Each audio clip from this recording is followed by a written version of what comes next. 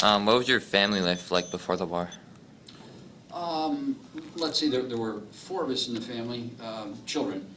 I have two older brothers and one younger sister. And my dad worked for Niagara Mohawk. I had just finished high school and spent one semester at MVCC before it was called active duty. Okay. Was in the reserves, the Army Reserves. And as I mentioned earlier in class, when the Korean War broke out in 1950, our unit was activated, federally activated. So we had an option for 90 days to either stay with our unit and go on active duty with the Army unit that I belonged to, the National Guard unit, or enlisting in one of the other branches of the service. And I tried to enlist in the Coast Guard, and I couldn't because they had a 9-month waiting list, so that was out. So as it turned out, the only place, it sounds kind of negative, that that would take us was the Air Force. So we all enlisted in the Air Force, a 4-year enlistment. Why did you want to enlist in the Coast Guard? I just liked the idea of the life-saving concepts that they had. You know, when you think about the negative aspects of the military, it always would be war. Yeah. And I was just thinking, like, the Coast Guard is like a life-saving situation, rather. You rarely see, like, Coast Guard troops shooting at anybody unless they're, you know, gun runners or druggies or something like that. For the most part, they've got a very, you know, positive appearance and so forth. That's what I thought about. And we all did the same. We were all in the Guard together. There was probably 5 or 6 of us. And we tried the Coast Guard, couldn't get that. So then with the Air Force, and that was just it. We didn't have any great drive to go in the Air Force, but they had the enlistment open, so time was of essence. Did your family have any military background before the war? Yes. Matter of fact, I'm trying to do the research myself. The Rileys, P.J. Riley, Patrick J. Riley, was the first of he would be my great-great-grandfather, came from Ireland and eventually settled in the States here in Florence, just up north of us. And he's buried up at St. Mary's Cemetery in Florence. And he died in 1865. There are a couple of Rileys that were in the Civil War. I can, you know, track through the cemetery. But I had several uncles that were in World War II. My father was in World War I. And it's kind of interesting. He was a gunner, so was I. Not that there was any kind of a legacy in terms of, like, all my life I wanted to be a gunner. It was just providential the way it happened. He was fortunate, I say fortunate, in that they were conscripted, you know, drafted, everybody in the First World War. And he was sent down to Fort Benning, Georgia, and he was there about 1.5 years. The war ended, so of course they all came back home, but he was scheduled to go to France, but never did. In my family, I have, as I mentioned, the 2 older brothers, and both my older brothers, my brother Fred and my brother Frank, were both Marines. And my brother Fred was enlisted in the Marines. He wanted the Marines. He served in Korea. He was in the Chosin Reservoir evacuation. Really had a tremendous amount of combat. So we have a lot of stories we share, but my situation was quite a bit different. Not that I wasn't getting shot at, but each night as we came home from our mission, we had a warm bed to crawl into. He didn't. You know, he slept on the old hard Mother Earth every night. So they went through a terrific time. He was wounded and sent back again. They were short of troops, and that Chosin Reservoir evacuation was one of the most horrendous battles of any war. And he froze his feet, and he was treated for that, and still has problems with it. And it was kind of interesting. I always thought that, you know, kind of, why didn't I go in the Marines? I don't know if I would have made it through boot camp.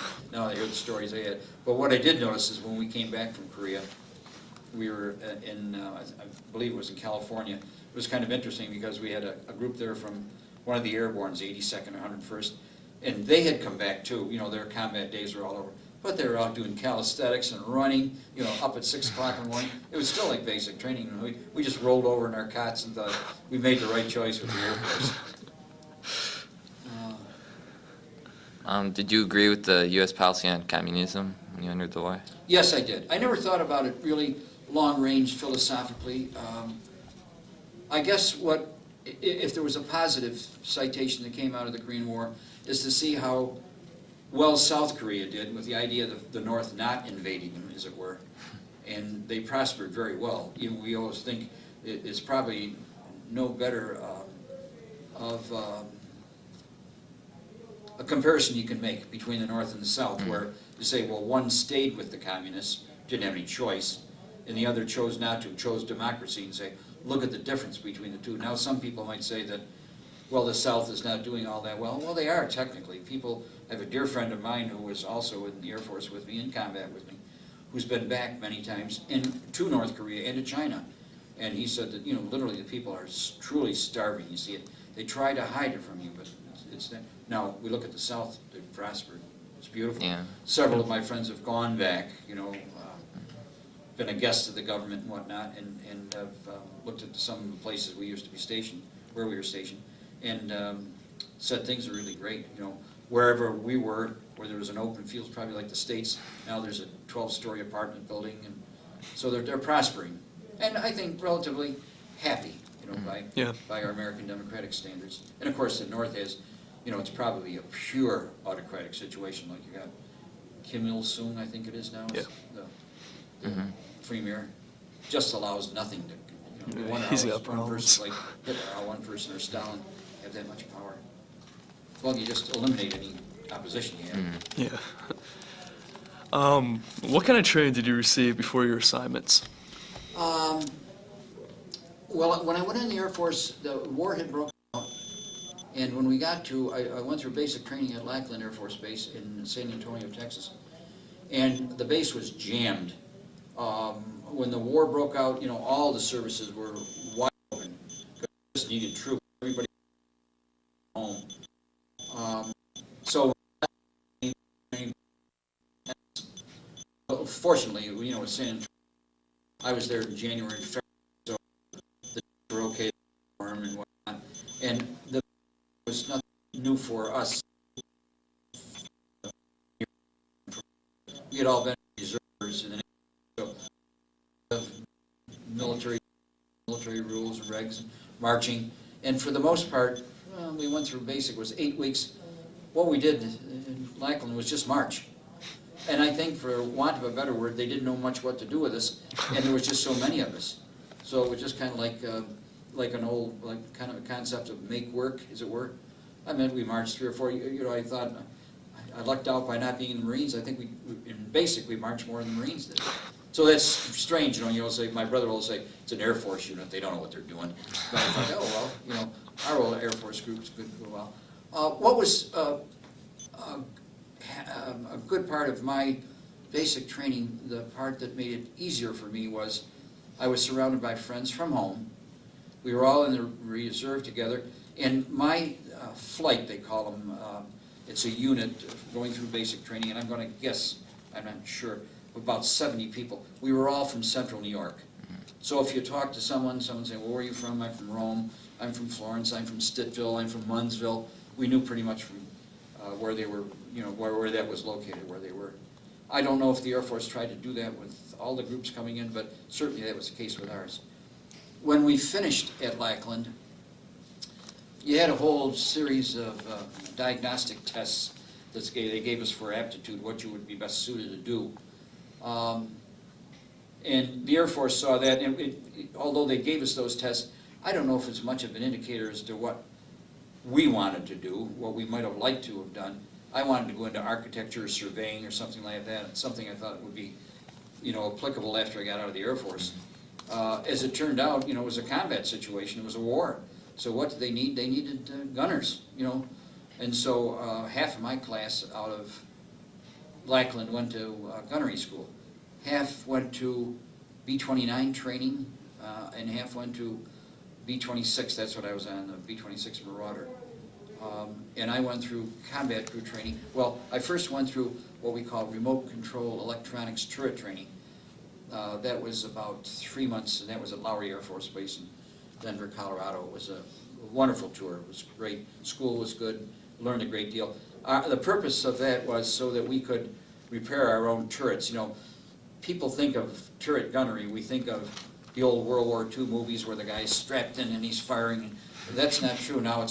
It's very much like an arcade. As I sat in my seat in the B-26, I had a full 360-degree range, and as I clamped I had like handlebars in front of me, and looking into a sight, as I clamped the handlebars, I would move. If I moved this way, the two turrets I had would move with me. So if I'm flying along here, and I see you, I can move right over and then engage you. Now, I'll engage you for where you are in relation to the plane. Like if you are above the plane, then my top two turrets, top two guns will be firing at you. And then say you dive, they'll go right down to a certain point and cut off, and then my lower two ones will pick up on you. I never engaged any air-to-air combat in 58 missions. My engagement was all strafing and looking at vehicles, primarily in troop movements. So I've never shot at another aircraft, and I never even encountered one. And if I did, it's a good thing I would have been dead if I had, because one night we had they were F-80s, the Air Force had, American Air Force fighters. We had one come in close to us one night, and my pilot got chatting with the F-80 pilot, and he said to me, "Joe, he's going to come up on your tail, look for him." You know, the guy's slowing right down, like, "Here, take a picture of me." He got there and he said, "Do you see me?" You know, like, "Do you see me yet? Do you see me yet?" And I thought, I'd had everything but taking the canopy off and sticking my head out. And I thought, "I can't see you, sir, you know, I don't know where you are." And he said, "Well, when I go by you, I'll kick my afterburners." All of a sudden, boom, the skylight lit right up, and I thought, wow. I mean, if I saw him and he was shooting at me, I would have no way of knowing. So when we look at jet aircraft and B-26, there's no match. If the MiGs got after us at night, and I don't know why they didn't. They never flew at night. They just flew during the day. And the primary targets they had during the day was our other F-80s. It was air-to-air combat among the jets. Yeah. And we were stationed, we were in a United Nations force, but basically ours was American. K9 was an American base. But we had Turks, New Zealanders, Australians, Canadians, all stationed with us in their own separate units. So it was really a United Nations force, but primarily in terms of numbers, it was mostly American. What was your opinion on the U.S. war strategy? Like, any frustrations at the limits they had placed on them? The only limits was just, you know, our limits were looking at the MacArthur-Truman fight. You know, everyone wanted to go right into China, because we would track or chase something, or we'd have a target, and as soon as they hit the Yellow River, they go across it, and that'd be the end. Like, you know, I can go right to the gate of the Griffiths here, but as soon as I hit the gate, I have to turn around and go back. We had that. It was frustrating. And of course, that was a large fight that, you know, MacArthur actually wanted to go into the China, you know, and then, of course, Truman, in his wisdom, I think, said no, because then you're going to have the Chinese and the Russians. And of course, the fact is the Chinese and the Russians were in the war anyway, so it was a moot point, I thought. But do you want to take on the hordes of China? I don't think so. They're fierce fighters. But no, I think it was a wise decision he made, to, you know, stay out of there. And I can't say that we never crossed the Yellow River, not physically, because from time to time we might sneak across a few meters. So I understand. I don't know if that's true or not. Okay.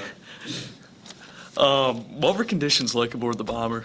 I mean, you said you were on it for 4 to 5 hours at a time. Yes. I'll use a word, I think it's the best word I can think of, soporific. Warm and cozy. Now that might sound strange in a combat aircraft. When you got in the plane, before we got in, we wore electric suits, heating suits, and it's very much like you would see in a seat. It was a coil suit. It was like a vest and pants that locked together, and as I got all dressed, I had a cord sticking out of my flight suit like this, and it had a receptacle on it, and I would get in the plane, the first thing I would do would be plug that in, and then turn the heater on, so that I was in a heated suit. If you weren't in a heated suit, you'd freeze to death, because many times when we left the ground, it would be 10 below. When we flew, it was from November through May, so we flew right through the winter, and it was bitterly cold. And I often thought about it many times, you know, what will I ever do if I have to bail out of this thing? You know, I might be dead by the time I reach the ground. Or when I do reach the ground, it's going to be, this was up north, it's going to be bitterly cold. You know, you're talking about an inch away from Siberia, technically. And I guess that probably would have been my worst fear, is like bailing out. You know, and everything, we had a couple of times when that could have been the case. A couple times I literally lined up at the door ready to go, but didn't have to. Thank God for that, because I didn't want to. But to say what were the conditions like. And it was very quiet. The only thing I heard for the most part at night was the roar of the engines. And very difficult. The hardest part I had about combat, might sound strange, was staying awake. Because we flew always at night. Missions would start anywhere from 11 p.m. till 4 a.m. And sometimes we take off at 2 a.m., 3 a.m. You were talking earlier about getting to school so early and you're tired. We were always tired flying, always. And once I got in there and just sit quietly, nobody's bothered me. I had that heated suit on, it was just womb-like, I just kind of dozed off. And my pilot would always call him and say, Joe, you all right? Yes, sir. You know, you awake? Well, yes, sir, I'm watching. And I thought, as a matter of fact, you know, matter of public record, I was docked one mission because I did fall asleep. He called me, and the one thing, and I was fortunate because falling asleep in combat is a court-martial offense. My pilot could have court-martialed me. He could have, technically. And he had 2 other witnesses, the other 2 flight crew members. But he didn't. What he did is, I say, docked me a mission. They flew one mission without me. So I flew another mission with another crew, which I was terrified to do. I didn't know them, they didn't know me. But as it turned out, he was gracious to me. I owe the man my life. They waited for me so that we could finish our last mission together. I mean, they didn't fly their last mission without me. You know, I was still a part of it. And that was the one picture I've got over there of the crew, the 4 of us. On the plane, there were 3 officers and 1 enlisted man, and I was the enlisted man. And I think about it, it's kind of a simple thing, but I asked the Air Force about it. When I received the Flying Cross, the Distinguished Flying Cross, I was a corporal, and I loved being a corporal. I thought, like the old John Wayne movies, you know, at least you could identify that. But when I got the citation, it said Airman Second Class. You know, they just changed the rates. And I thought, I don't want to be an Airman Second Class. You know, it's saying what a great, wonderful thing I've done for my country. This Airman Second Class, I thought, can I be Airman First Class or just Airman?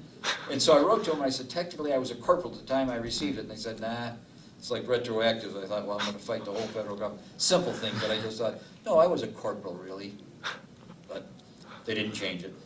But I was happy to receive the award as well. Where were your missions, like North Korea or South Korea? All North Korea. We had no missions in South Korea. As soon as we went across the demarcation line, the 38th parallel, the pilot would indicate it. You know, now we're now in a combat zone. And then we would go up right up to the border, to China, the Yellow River, then turn back. And always we had a briefing each day.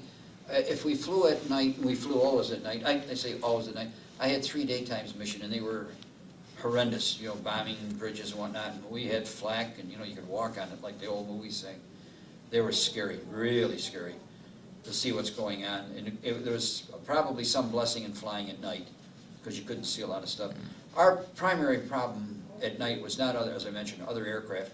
It was always ground fire, and the ground fire sometimes could be very strong.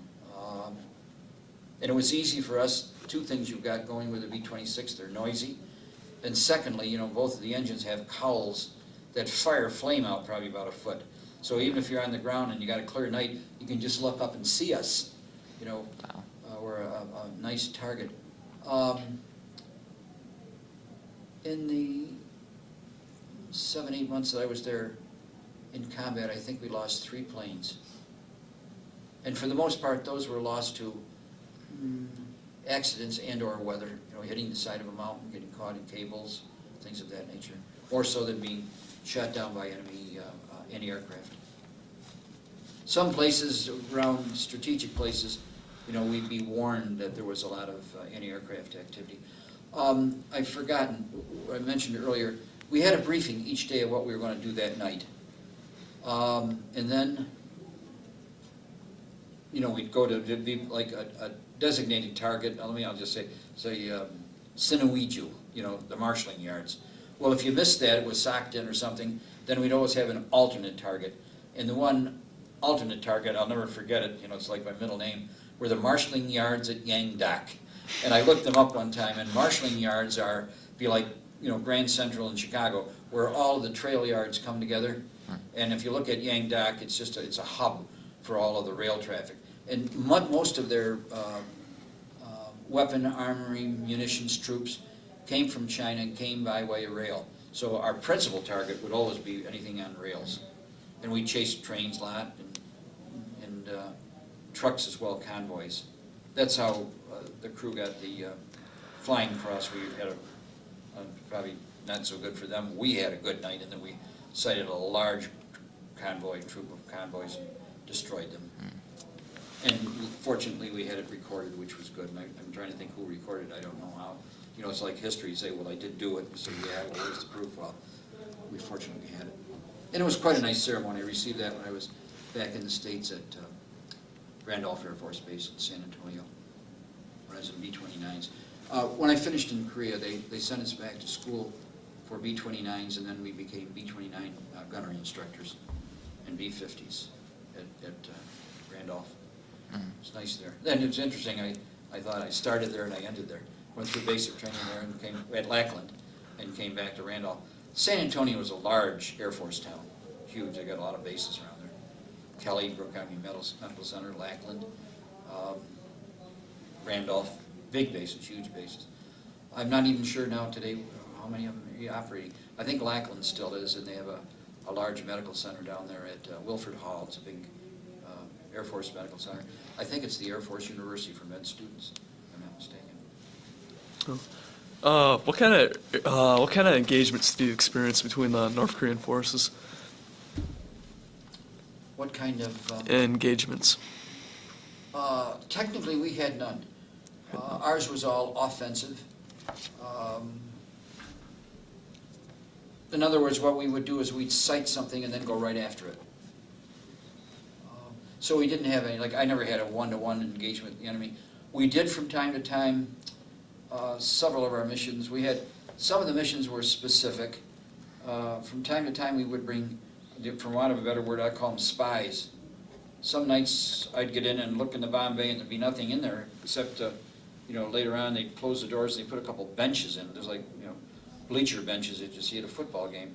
And 3 or 4 people to get in and sit in each bench. And then, you know, I'd be sitting right next to somebody, a Korean, and they would just nod, they wouldn't talk or anything, they'd just sit there and they'd sit quietly, and we'd go for about an hour, and then all of a sudden the bomb bay doors would open, and these people would just drop out, benches and all. You know, they had shoot, I mean, we didn't just drop them out, they had shoots. Yeah. But my thought was, I don't know what they're doing, I guess they're spies, you know, just bring them behind the enemy line. And they were all, they didn't speak any English. That, you know, they wouldn't acknowledge you if I say, hi, how are you? Or they just nod. But we did that on 2 occasions I can recall. And then other times we had special missions where we would attack troops. They'd get a word, an intelligence word, that there's a large troop movement from X to Y. And so they send us up on that. In those type of situations, we'd have special armament. We'd have phosphorus bombs and frag clusters and mean stuff, like the phosphorus bombs, they hit and they attach to your skin and just burn, you know, the grotesque type things. But we'd have those, and generally speaking, we'd have 500-pound, what they call them, GP, general purpose bombs. And I was trying to think the numbers. I think the V-26, we could carry 3 on each wing, and then 6, maybe 8, I should know this, in a bomb bay. More often than not, we'd have the frag clusters. They were anti-personnel. You know, you see a large contingent, you get more troops with them. You know. Destroy more troops, I guess is the word I want to use. How's your relationship between you and your crew? Very close with my pilot. I have not heard from my navigator, Bill White, or the other Lorraine Shorian operator, radar operator, Captain Eddie Gibbons. Eddie was from Boston, Massachusetts, and Bill White was from Syracuse. And my pilot, Bill Fox, I've kept in touch with and seen several times through the years.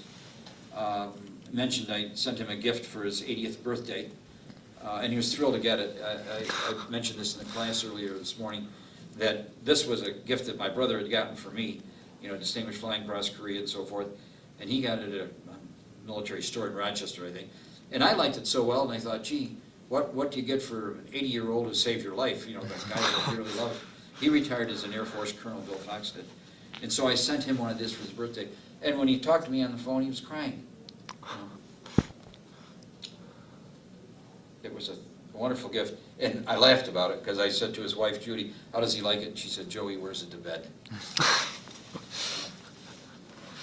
Would you like to show us your medals? Sure. This is kind of a collage, I guess. This picture here is the one that I've got over there blown up. This is our crew on our 58th mission when we finished. And then here I've got a citation over here from a magazine that was cut out. This is me, standing right next to Wayne Lewis, the fellow getting the medal pinned on him. And he was shot down in his 54th mission. We were all about the same age, 19.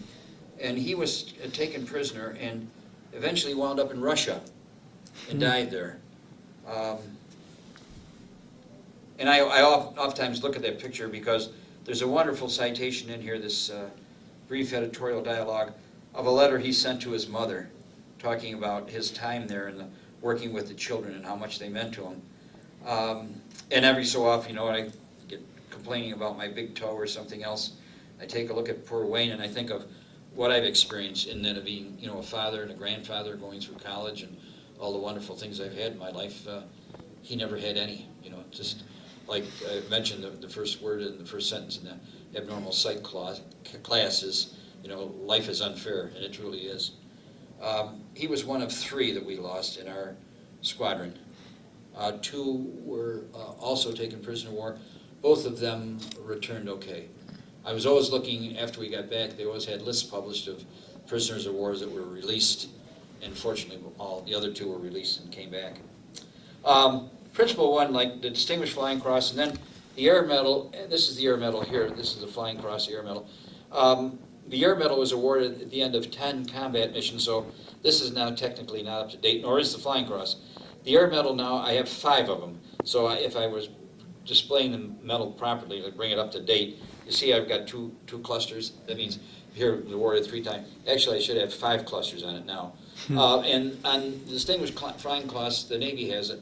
They've also, Congress just passed, about a year or so ago, a citation saying that anyone who has the Distinguished Flying Cross can now illustrate it with a V, a combat V for valor. So the citation I've got there, that, yeah. This says, like on it, V for valor. Can you read that citation?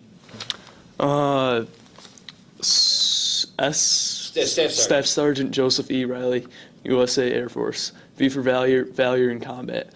March 10th, 1952. Nansing-dong, North Korea. Yeah, that's the V is something new that they've come. Not new that they've come up, but new in terms of the Flying Cross. The V stands for valor in combat. This citation here is the New York State Conspicuous Service Cross, and that's given to New York State veterans who hold 3 of the highest combat decorations: the Distinguished Flying Cross, obviously the Medal of Honor, and the Silver Star.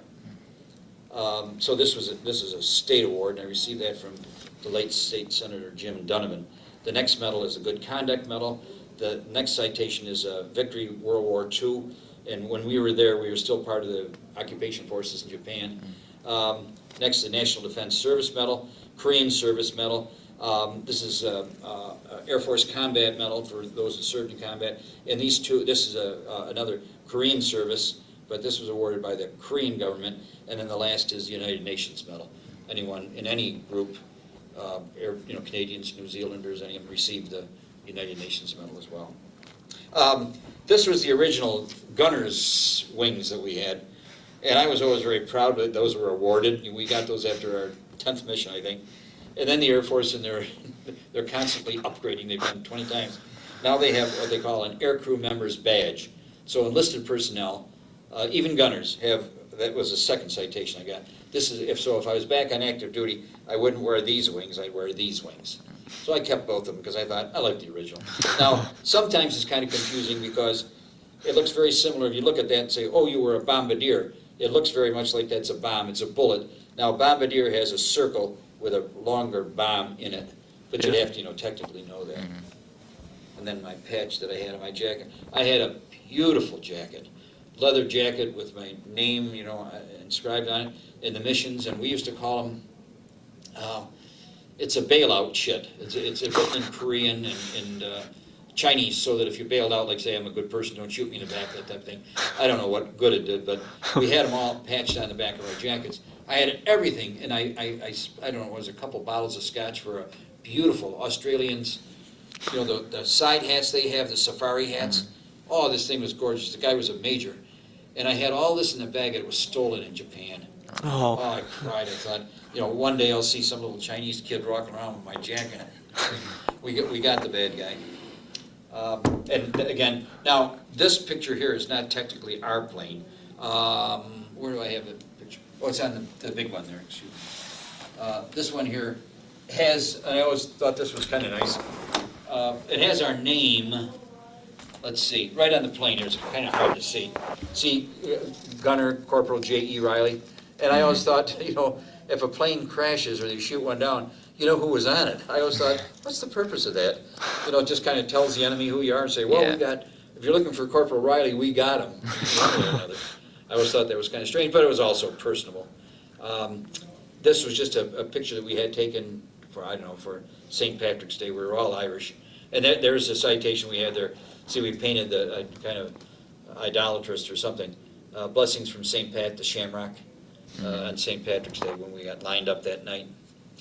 That was in the Middletown, Mass, I think, papers. That was my pilot's hometown. He had that made up. Delightful man. I was blessed with him. How were you wounded? In my leg, and then, of course, one of the citations I get from the Air Force, the Veterans Administration, is post-traumatic stress. I've, of course, had psychological care for years with the VA, counseling and whatnot, and the trauma. Did you ever work alongside any of the UN forces? Like the foreign UN forces from New Zealand or Canada or whatever? Not alongside, worked with them and shared a lot of happy times with them, but never physically in combat. We were by ourselves. Yeah. We would share side-by-side things, I say side-by-side, with Marines. There was a group of Marines who were flying in and off carriers that would come into K-9 from time to time. They flew F-7F Tiger Cats. It's a fighter bomber. And they were with us, and they were colorful. The Marine officers, of course, I love. The very best flight jackets in the world are Navy, and they have the fur collars on them.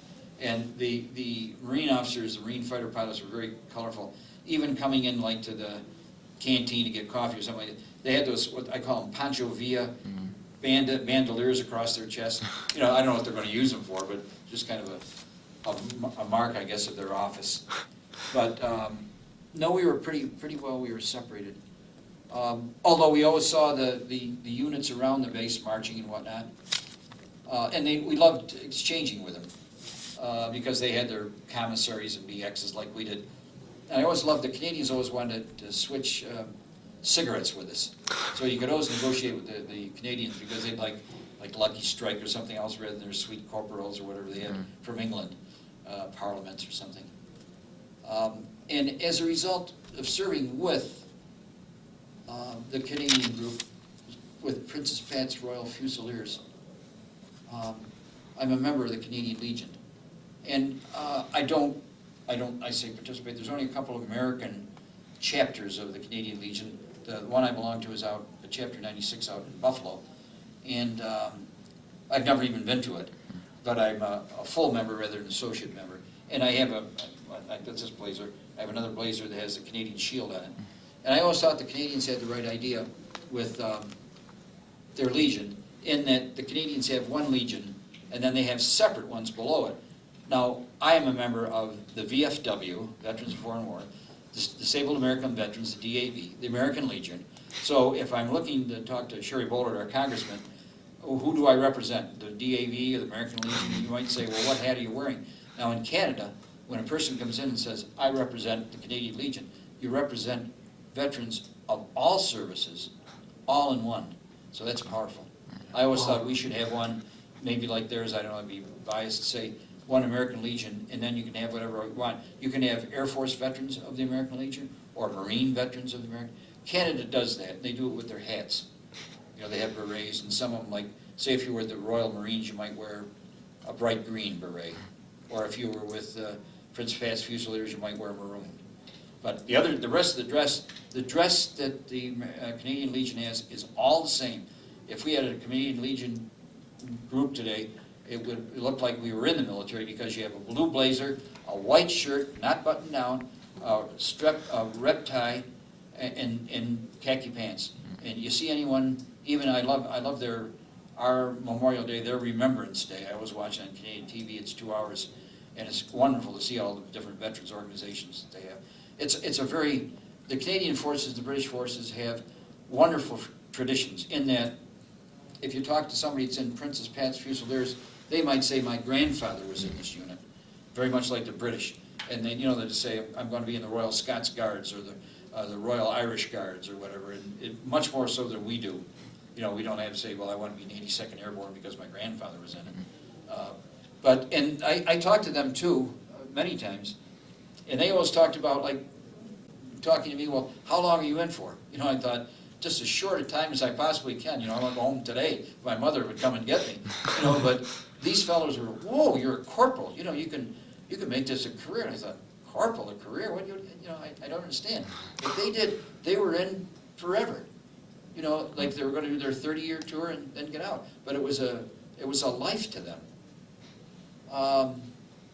And they were, once you made like sergeant for them, that was it. It's a wonderful career. And I suppose there weren't that many jobs perhaps in Canada. I don't know, but they were great tradition. I loved to see they had at the end of the day, they called a royal tattoo, where they got out, even in khakis, and dressed and paraded. They had beautiful movements. I loved them. They're just so disciplined. And of course, we were kind of, I shouldn't use the term slubbingly, but we were, especially the flying part of the Air Force, there wasn't a uniform per se, not like the Marines or some of the others. All right. Hold one second. Yeah.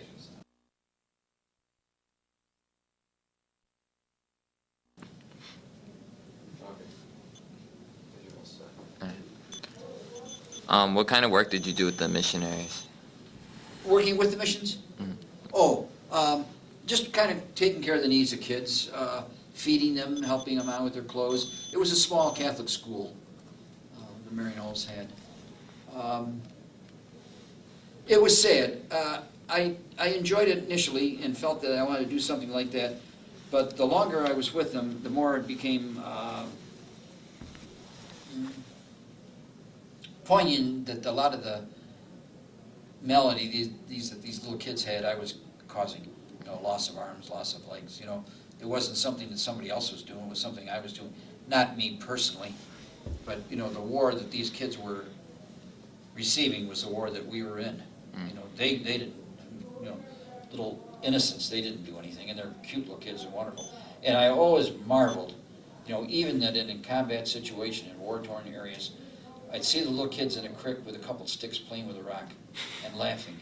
And I think, all hell is breaking loose around you, but did it matter to them? Sure it did. And a lot of these kids had literally walked from the north. Little duffers, 3, 4, 5, 6 years old. Families torn apart. We as Americans had no idea of that. We just didn't. But I think for the most part, I know we were very sympathetic and empathetic. We did a lot of work with the missions. We had, our chaplains did a lot of work in town. Very much like the citations you used to see where you'd have the nuns on MASH, the nurses and whatnot. There was a lot of that. Okay. What kind of work did you do in the military after the war? After the war, I was an instructor in B-29s, in gunnery, on gunnery. And I say the citation of humor. There was a lot of humor, and you think humor is omnipresent. It's ubiquitous. It's all around us, and especially in a combat situation, you need it badly. When I got out of the service, I knew I wanted to go to college.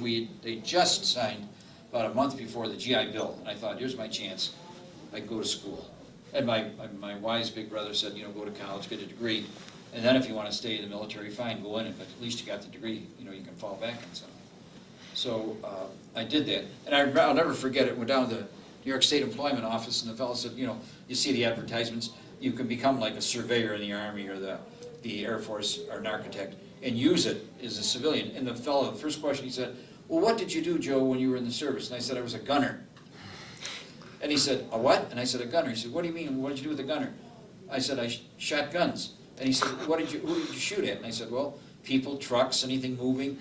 And I could see him, he was just saying like, now how would that, would you like to work for the mob? You know, I just thought, where are you gonna put a gunner, you know?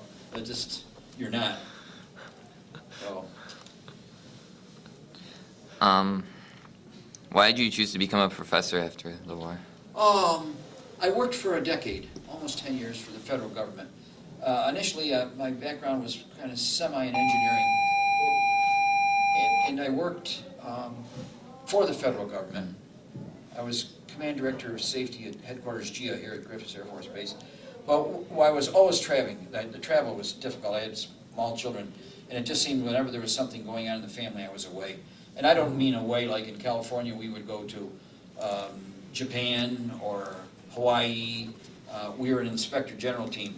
And I thought about it one day. I thought, what do I really enjoy about this job? And what I enjoyed about it was the training, the teaching part. I thought, you know, I'd like to be a teacher. And it was difficult. My wife was working, so it helped. And that gave me a chance. I went to school nights and picked up the degrees and the certification. And then I taught in public schools initially for 5 years, and then had an opportunity. My boss went on into college to teach in college. So teaching college was a sheer joy. I miss it terribly. I really love being in the classroom. It was fun. And it's great. It's very rewarding. We have a nice pension system, all the medical, dental, all those things. Those are nice. But what's even great is now in the greater Central New York area, I'm forever running into students. This morning, I ran into your resource patrol officer from the Rome Police Department, Tommy Smith, one of my students. And I just keep seeing students all around. It's a beautiful thing about teaching for some 30-odd years. I run into a lot of former students. That's great. All over. You know, I've run into them in Arizona, and it's fun. But I thoroughly enjoyed it. And I think in terms of you know, my daughter asked one day, I was sick last year, she said, Dad, is there anything you wanted to do, like go to Bora Bora or Tahiti or something you always wish? I said, no.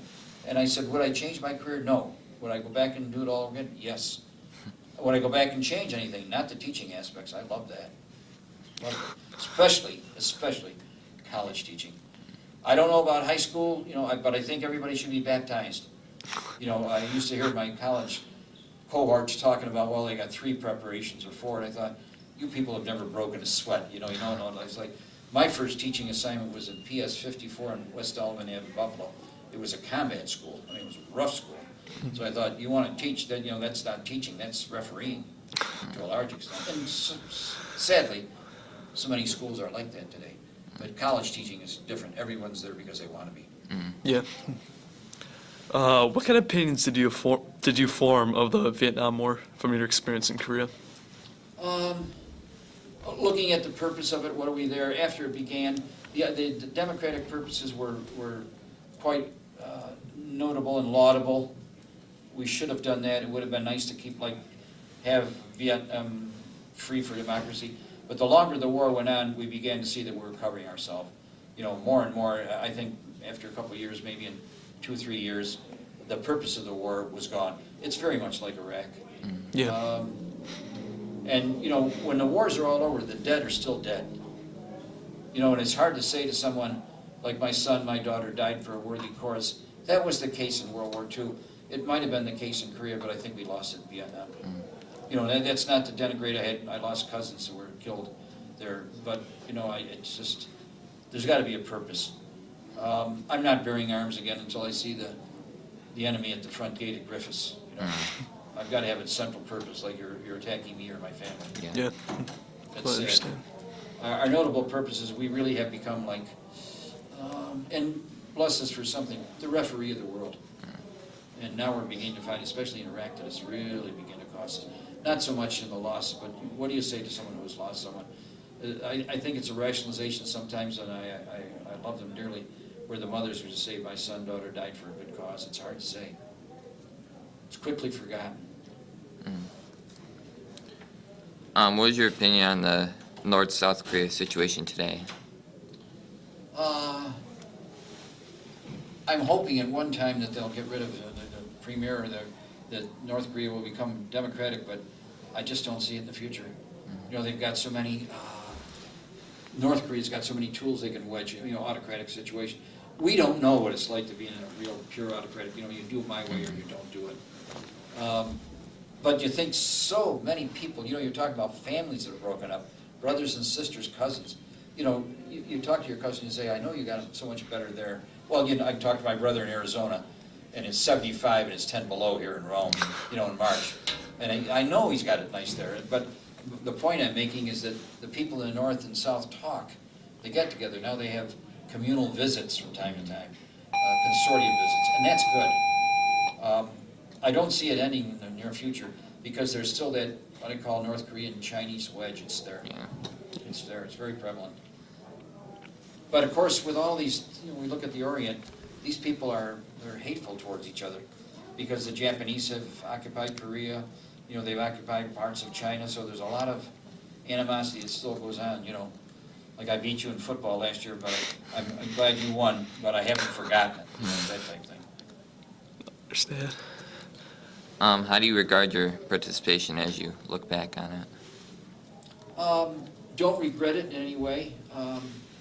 Would I have liked to have gone through life without it? Yes. Was it traumatic? Yes. Some of the relationships and friendships that I made during the war were, I still have today. The closest 5 or 6 people I have in the world, including my family, are the people I was in combat with. We're still close. And fortunately, thank God, nobody has died yet. We're all still alive, all old duffers, but still alive, and we visit, commiserate with each other. The closest, it's the closest relationships I've ever had, and I think all veterans say that. But I learned a great deal about it. I was disciplined. It gave me the best opportunity I possibly could have had, the GI Bill, the opportunity to go to college, to be what I am today. Had I not had that, I grew up in a poor section of Utica, actually in Yorkville, the Highlands, and as I see some of my friends, like from Whitesboro that graduated with me, we all went to school on the GI Bill. The war for all of us, in essence, was a blessing. Not the war per se, but the opportunity to get the GI Bill was. Were it not for that, we couldn't have gone. It's kind of like saying we hear so many arguments back and forth about, education should be paid, or should we have issued chits to kids to go to school. And when we think about it, one of the greatest success stories we've ever had in America has been the GI Bill. My entire class went on it, and everyone took advantage of it. No one, just said, no, I'm not going to go, it's not worthwhile. And everyone who has gone worthwhile, it's been wonderful. For that, I'm internally grateful. I wouldn't have had it without it. Is there anything else you'd like to share with us? No, it was a wonderful experience. I appreciate your time. It was wonderful. Yeah. I'm very pleased. I went about 3 years ago. We've had the yellow ribbons and all these things, and it's interesting among veterans groups, if we all are different combat units here and different things, my war was tougher than your war. The Marines were stronger than the Air Force. Air Force didn't do diddly to help. It's all, you're sequestered in terms of your own group. And I think that's oftentimes the way veterans think in terms of which war was, well, you don't really know what war is like. My war was stronger in Iraq, Desert Storm. So I'm happy to be able to tell my story because only once in my life has anyone ever said thank you. Now, since we've had the Iraq War, and I have my hat on, I've had 1,000 thank yous. Moving. When I flew out to Arizona and flew back, both pilots were Navy Reserve pilots. And both of them came up and said, thank you for serving, I salute you. I don't even know the men. They were the pilots, they had their pilot gear on. And I've had numerous people stop and say, thank you. Strangers, checking out of Walmart the other day, guys said, thanks, appreciate it. No one had ever said thank you until we had a reception at the VFW. I went with my older brother in Boonville. And when we went to the VFW, they had a little beer party and goodies and whatnot, a ceremony. And then they said, all veterans, combat veterans of Korea, please come forward. And I went up with my brother and so forth. And there was another group, as well as the entire VFW, combat veterans from Korea, or from Vietnam. And they said, we salute you. Yeah, thanks. Thank you for your time. Thank you.